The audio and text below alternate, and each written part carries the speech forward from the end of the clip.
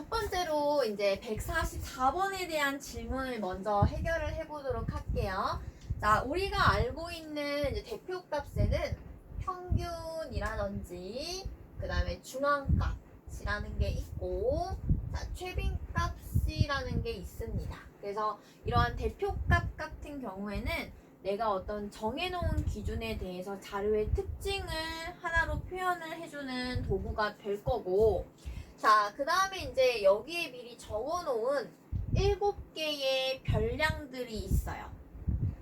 자, 7개의 별량들 중에서 나는 이 친구들의 평균을 대표값으로 사용을 하고 싶어. 자, 그랬을 때 평균을 이용하는 방법은, 자, 당연히, 자, 7개의 자료들을 다 더해줍니다. 자, 그리고 그 자료의 개수만큼 나누어 주는 걸 말하죠. 자, 그 다음에 이번에는 중앙값을 한번 찾아볼 건데, 자, 그냥 얘기만 들어봐도 가운데 있는 값을 찾아내면 될 것 같아요. 그래서 어떻게 찾아주냐면 이 자료들을 크기 순서대로 적어 봅니다. 지금은 이제 크기 순서대로 적어뒀지만 크기 순서대로 나와 있지 않는 자료들 같은 경우에도, 자, 크기 순서대로 내가 순서대로 빠짐없이 써주세요. 자, 3이 2번이면 2번은 쓰고요. 4가 2번이면 2번을 씁니다. 자, 이렇게 뒀을 때 정확하게 이 가운데 있는 값이 중앙값이 된다라는 걸 알 수 있어요. 자, 그래서 대표값이라고 하는 거는 어떠한 자료의 전체적인 특징을 하나로 표현을 해주는 값이기 때문에, 만약에 이제 이 자료들이 점수에 관한 자료들이다 라고 하면 그때 평균 역시 땡땡 점으로 단위를 붙여서 표현을 해주면 되고요. 자, 이때 중앙값 역시도 3점 요렇게 표현이 될 거라는 걸 알 수가 있어요. 자, 그 다음에 이제 최빈값이라는 거는 뭐냐면, 자, 말 그대로 그 우리 문제 풀 때도 최다 빈출, 제일 많이 나오는 최다 빈출 유형 요런 것들이 있잖아요. 자, 최빈값이라는 거는 단순하게 누가 인기가 많니 이렇게 생각을 해줘도 괜찮을 것 같아요. 그래서 자료들 중에서 가장 많이 등장하는 거, 얘 같은 경우에는 3이 2개가 등장을 하고 있고, 그 다음에 역시나 4도 2번이 등장을 하고 있습니다. 만약에 이제 자료들을 내가 딱 정했는데, 자, 50점 하나, 60점 하나, 70점이 3개, 그리고 80점이 하나가 있다면 그때의 최빈값 같은 경우에는 70점이 되겠죠. 자, 여기에서 헷갈리는 거는 과연 위에 있는 자료들처럼 3도 2개고 4도 2개일 경우에 둘 다 써야 하느냐 아니면 하나만 써야 하느냐, 요게 조금 헷갈릴 수도 있는데, 자, 최빈값은 같은 개수가 2개라면 2개 다 써주면 됩니다. 그래서 저 자료 같은 경우에는 3점하고 4점, 그래서 대표값이 2개 이상이 될 수도 있다라는 걸 하나 꼭 기억을 해주시면 되겠어요. 자, 그런데 우리가 지금 써내려간 중앙값 같은 경우에는 지금 7개짜리의 자료들로 썼기 때문에 가운데에 있는 요 3하고 양옆에 3개씩 이제 뒀을 때, 즉 4번째가 되겠죠. 그러니까 자료가 지금 7개라고 하면 앞에 3개, 뒤에 3개, 4번째가 바로 중앙값이 될 것이고, 9개의 자료가 있다면 앞에 4개, 뒤에 4개, 그렇다면 이게 5번째의 자료의 값이 중앙값이 될 거예요. 만약에 뭐 25개의 자료가 있다면 하나를 빼면 24개고 12 가운데니까 이때는 그러면 13번째의 자료가 중앙값에 속하게 되겠네요. 자, 그래서 참고로 기억해주면 좋은 게, 만약에 자료가 n개가 있어. 그 경우에 n 플러스 1에다가 2를 나누어 주면 그 번째가 중앙값을 나타낸다라는 걸 기억을 해주시면 문제를 조금 더 쉽게 풀 수가 있을 겁니다.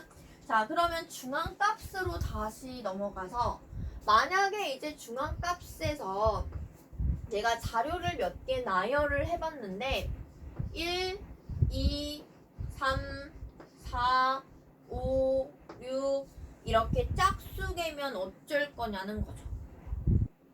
자, 얘네들을 이제 3으로 선택을 하기에는 2개, 3개니까 그것도 개수가 안 맞고 가운데 값이라고 하기에는 여기에 있는 4 역시도 3개, 2개면 안 맞아요. 자, 그래서 이렇게 짝수개일 경우에는 어떻게 해주냐면 이 둘, 가운데 있는 둘, 3이랑 4의 가운데 값, 즉 평균을 구해서 새로운 중앙값을 만들어 주셔도 괜찮습니다. 단위가 들어가는 자리고요. 쉽게 이야기를 하면 꼭 중앙값이라고 하는 거는 내가 구해놓은 자료 중에서만 선택되지 않아도 괜찮아요. 자, 나는 지금 1, 2, 3, 4, 5, 6이라는 자료를 가지고 있지만 짝수일 경우에는 의외로 중앙값이 1, 2, 3, 4, 5, 6이 아닌 자료에 없는 3.5라는 값이 나올 수도 있거든요. 자, 그러면 144번으로 넘어가서 하나씩 읽어보면, 자, 1번에 쓰여져 있는 말은 중앙값은 항상 주어진 자료 중에 존재한다 라고 했는데, 이런 경우에는 아닐 수도 있습니다. 자, 그래서 1번은 틀렸어요. 1번이 정답이 되는 거고, 자, 대표값에는 평균, 그리고 중앙값, 최빈값 등이 있다. 맞습니다. 자, 별량 중에서 이런 것들이 별량이죠. 이런 것들이 별량이에요. 자, 이런 자료, 우리가 조사한 자료들, 자, 요런 것들이 별량입니다. 별량들 중에서 도수가 가장 큰 거. 얘는 이제 3에 해당하는 도수는 2죠, 2. 여기는 2고요. 여기 1입니다. 자, 도수가 가장 큰 값이 최빈값이다. 맞죠? 가장 많이 있는 거, 가장 인기가 좋은 거.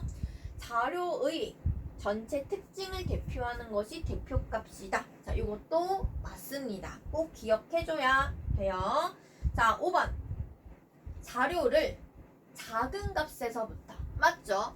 자, 작은 값에서부터 크기 순서대로 나열했을 때 가운데 오는, 중앙에 오는 값이 중앙값이다 라고 하는 거고, 짝수 같은 경우에는 그 중앙값을 찾을 수가 없기 때문에 가운데 있는 2개를 평균 내서 더해서 2로 나눠서 나타내 주시면 된다라는 걸 알 수가 있어요.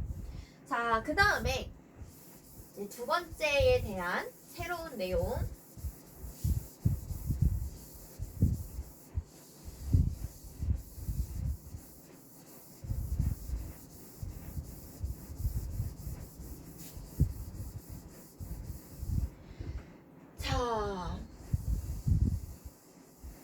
네, 지금 이제 설명할 요 부분은 고등학교에 가도 사실은 그대로 또 등장을 하는 내용 중에 하나입니다.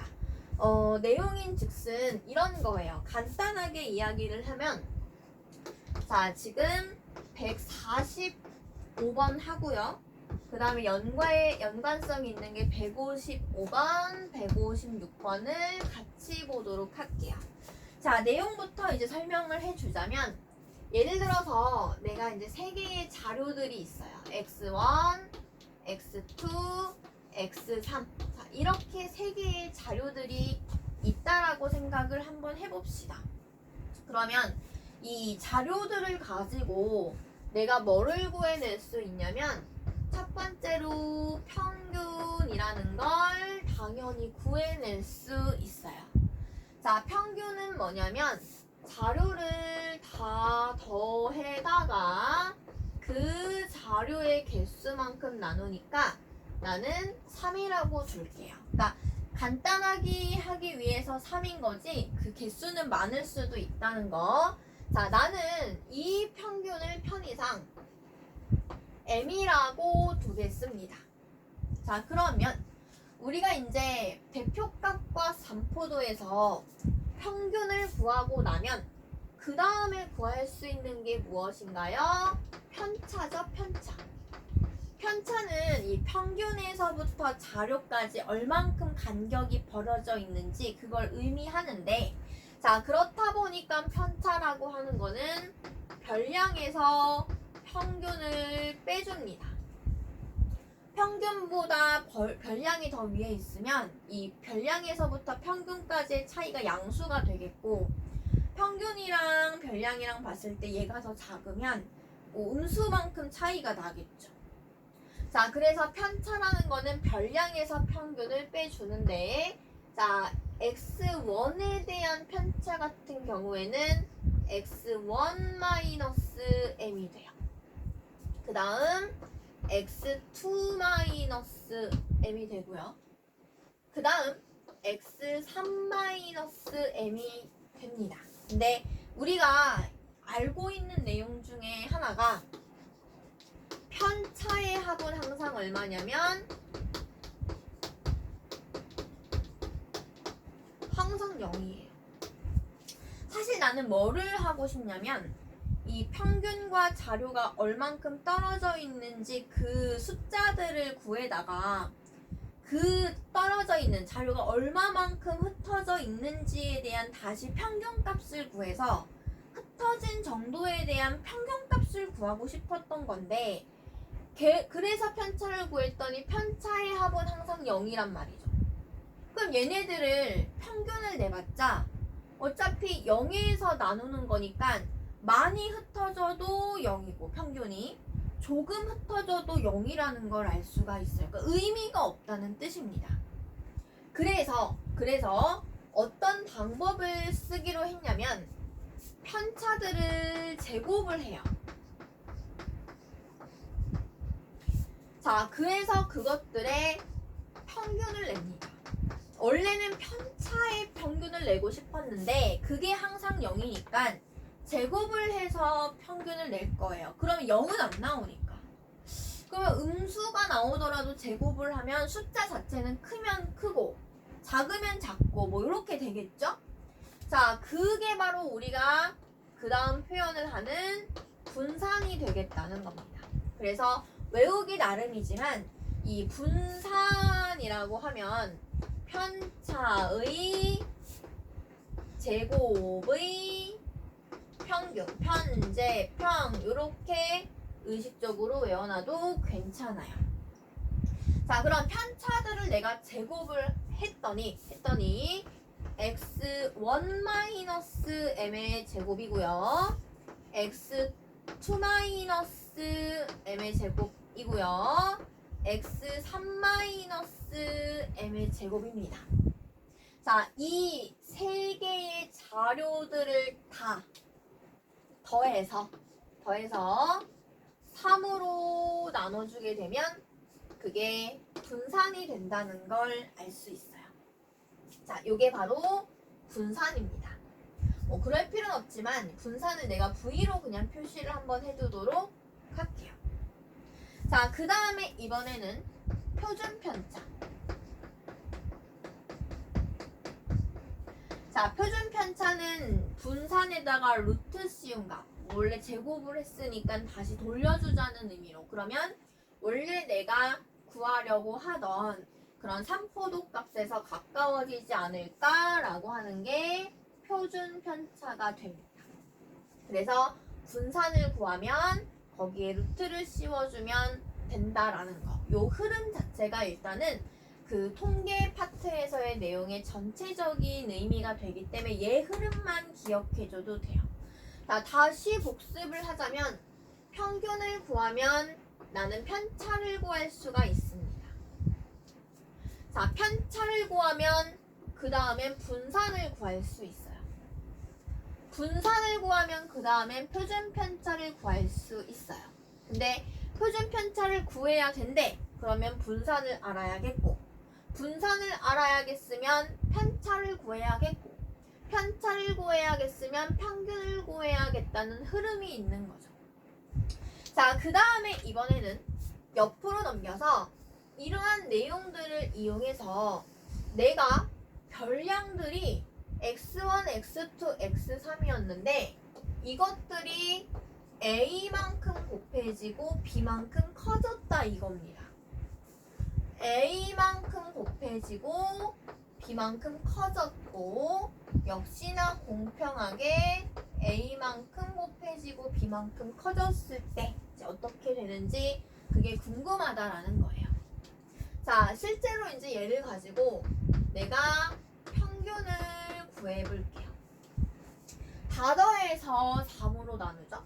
한꺼번에 더하면 얘랑 얘를 더하는 거야.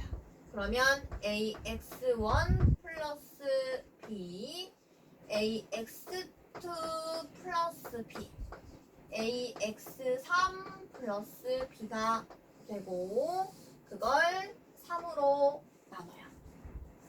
자, 그러면 여기 a 그리고 그 뒤에 b 묶어집니다. 자, 그러면 3분의 a로 묶으면 x1, x2, x3이 되고요. 그다음 b가 3개니까 3b가 된다는 거죠. 자, 우리가 예를 들어서 그 3분의 1 플러스 2다라고 하면 요렇게 하나 쪽에서 3분의 1, 요렇게 하나 쪽에서 3분의 2. 자, 요런 거 가능하죠. 자, 바꾸는 것도 가능하고, 자, 얘도 마찬가지로 이렇게 하나 쪼갤 거예요. 그러면 a 곱하기 3분의 x1, x2, x3이 되고 이렇게 곱해주면 b가 됩니다. 자, 그런데 여기에서 요만큼의 값은 뭐랑 똑같아요? 얘랑 똑같죠. 이게 m이라고. 원래의 평균. 자, 그래서 등장하는 게 a 곱하기 원래의 평균의 b를 더해주시면 됩니다. 자, 그러니까 예를 들어서 어떤 게 가능하냐면, 자, 원래 뭐 a, b, c, d에 대한 평균이 뭐 5였어. 그랬을 때 이러한 별량들이 3배가 늘어나고 4만큼 더해지고 3배가 늘어나고 4만큼 더해지고 3배가 늘어나고 전부 다 4만큼 더해졌을 때에 평균은 어떻게 구해주냐면 평균 역시도 그대로 3만큼 곱해지고 4만큼 늘어납니다. 그래서 3 곱하기 5 플러스 4가 되면 19가 된다라는 성질을 하나 알 수가 있겠죠. 자, 그 다음에 이번에는 무엇을 구해줘야 되냐면 이 새로운 평균을 하나 구했어요. 그럼 뭘 찾을 수 있냐면 편차를 찾을 수 있죠. 자, 편차는 별량에서 평균을 뺍니다. 별량에서 평균을 빼요. 그러면 ax1 플러스 b에서 am 플러스 b를 빼면 편차는 a의 x1 마이너스 m이 되겠죠. 그 뒤에도 전부 다 a의 x2 마이너스 m, a의 x3 마이너스 m이 된답니다. 자, 얘네들을 전부 다 제곱을 한다. 이게 편차예요. 자, 이번에는 내가 분산을 구하고 싶어. 자, 여기다 바로 할게요. 제곱을 해요. 더해. 제곱을 해. 편차의 제곱이니까. 그걸 가지고 평균을 구합니다. 근데 여기에 공통으로 들어있는 게 뭐냐면 A제곱이죠. A제곱. A제곱. 자, 그래서 이 분산 역시도 자, 3분의 A제곱으로 묶어주면 x1-m의 제곱, x2-m의 제곱, x3-m의 제곱이 돼요. 자, 그런데 요만큼을 봤더니 어디서 찾을 수 있어? 원래의 분산. 자, 그러니까 A제곱의 원래의 분산이 됩니다. 자, 무슨 소리냐면 이렇게 자료가 바뀌었을 때 B는 어차피 편차를 구하는 과정에서 빼니까 없어지니까 사용하지 않고요. 자, 여기에 있는 요 x1 앞에 있는 A 있죠, A. 얘를 제곱을 하다가 원래의 분산이랑 같이 곱해주면 되고, 자, 그 다음에 이제 표준 편차를 구하고 싶으면 여기에 전체적으로 루트를 씌우잖아요. 자, 얘 루트 씌우면 A가 되는데 혹시 음수 나오면 안 되니까 절대값. 그 다음에 루트 V면 이거는 원래 또 표준 편차가 되겠죠. 자, 그래서 얘네들에 대한 전체적인 흐름을 다시 한번 정리를 해 두겠습니다. 자, 필기도 하고, 그 다음에 이 흐름 자체에 대한 유도도 잘 이제 해놔야 된다는 거예요.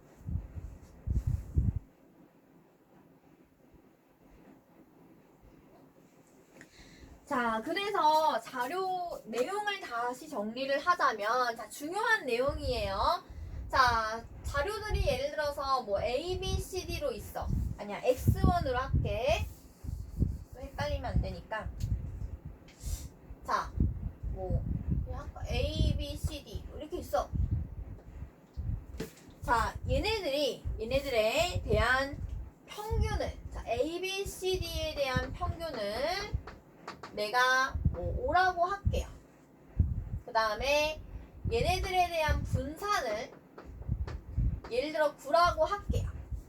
그러면 표준 편차 같은 경우에는 3이 되겠죠? 그거에 루트를 씌우니까.